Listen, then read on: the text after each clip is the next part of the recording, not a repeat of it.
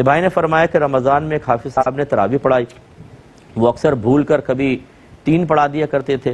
اور پھر سلام پھیر کے کہتے دوبارہ پڑھو اس نماز کو، کبھی 4 پڑھا دی، تو ہماری نمازیں ہوئی کہ نہیں ہوئیں؟ دیکھیں، سب سے پہلے تو میں کمیٹیوں سے گزارش کرتا ہوں، جو مسجد کی کمیٹی ہوتی ہے، کہ آپ صرف حافظ کا انتخاب اس وجہ سے نہ کریں کہ وہ بہت ہی خوبصورت پڑھنے والا ہے، بلکہ اس کو شرعی مسائل بھی آنے چاہیے، ورنہ یاد رکھیے گا میرے جملہ، تمام لوگوں کی نمازوں کی بربادی کا وبال آپ پر ہوگا۔ اگر بعض حافظ ایسے ہوتے ہیں بالکل ان کو مسئلے نہیں آتے، نہ وضو کے مسائل، نہ غسل کس طرح واجب ہوتا ہے، غسل کیسے اتارا جاتا ہے، حالت جنابت کا غسل کیسے کیا جاتا ہے،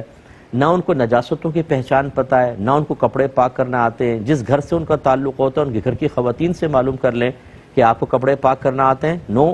سارے پاک ناپاک اٹھا کے واشنگ مشین میں ڈال کر، وہ آٹومیٹک بھی نہیں ہوتی، گھمایا اور صاحب دھو کے دے دیا، ناپاک کپڑے پہن کر آ کے نماز پڑھ رہے ہیں، تو کیسے ہوگا؟ اسی طرح بہت سے حافظ میں تو کیونکہ زندگی گزر گئی اسی فیلڈ کے اندر، انہیں نہ نماز کی شرائط پتہ ہے، نہ واجبات پتہ ہیں۔ آپ نے جو بات بیان کی یہ بھی ظاہر کرتا ہے کہ ان کو مسئلے معلوم نہیں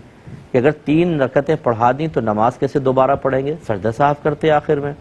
اور اگر 2 رکعت کے بعد اتحیات میں نہیں بیٹھے اور تیسری کا سجدہ کر لیا تو نماز گئی،